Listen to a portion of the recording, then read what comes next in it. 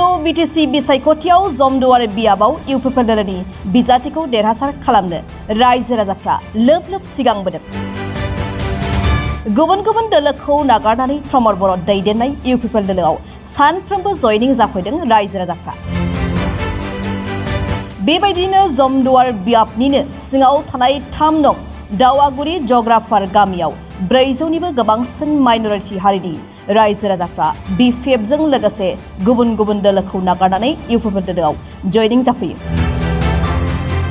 बे जयनिं जाफैनाय सोद्रोमाफोरखौ गसाइगाव विधानसभा बियाबनि एमएलए दिरन बसुमतारी, एमसिएलए रेवरेवा नार्जिहारि, मिरु इउपिपिएल दोलोनि CWC सोद्रोमा दजेन्द्र राभा, जमदुवार ब्लक कमिटिनि लेङाइ आफादगिरि चरणजित बसुमतारी, गसाइगाव जिल्ला इउपिपिएल दोलोनि लेङाइ आफादगिरि लोकनाथ नार्जारि बिथांमोनहा बाहागो लानानै बरायनानै लायो।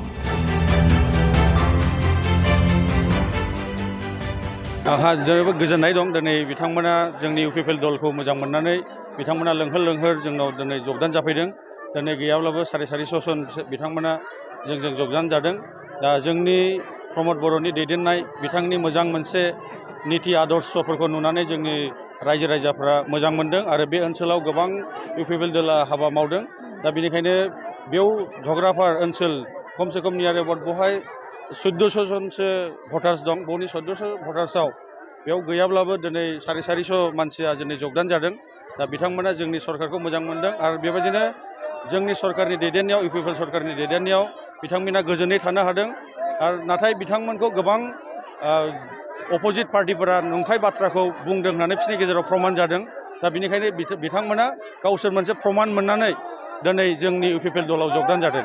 दा जोंनि इउपिपिएल दलनि जे नेतृत्व होग्रा मानगोनां जोंनि प्रमद बर' सार, बिथाङा सासे मोजां सासे दृष्टि गोनां सासे व्यक्ति, बिथाङा गोरों गोरा व्यक्ति, बिथाङा जोंनि बिटिसिखौल' नङा, बिथाङा जोंनि आसामखौनो दैदेननो हाग्रा सासे डायनामिक लिडार बिथाङा।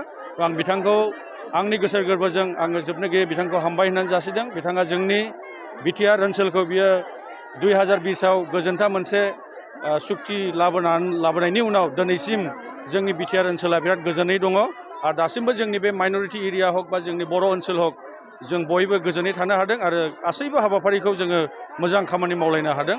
आरो दानि जे बोथोरफोराव दानि जे बिथांमोना जे जोंनि अपोजिशन दलफोरा बुंबाय थादों जोंखौहाय माबा मोनसे 16था डिपार्टमेन्टखौ लांबाय होननाय, बियो मोनसे नंखाय बाथ्रा। जुदि बे बाथ्राफ्रा नंगौ नंखाय बुंनाय बाथ्रा, नाथाय जोङो फोरमान होनो हादों। दा दिनैनि जोंनि दैदेनगिरिफोरा दिनै लेन्ड बर्डनि जे हाबाफारि बेफोरखौबो मावनो हादों आरो बेबायदिनो गोबां साख्रिनि बाथ्राफोरखौ बुङो, बेयावबो जोङो स्पष्ट भाबै जोङो बुंनो हादों। मोजां मोनसे बेबस्थाजों जोङो साख्रिफोरखौबो होनो हादों आरो दाबो जोङो होनो थांगासिनो दं जोंनि गभर्नमेन्टआ। दा बेनिखायनो जोङो गोबां मानसिफोरा बुजिबाय दायो।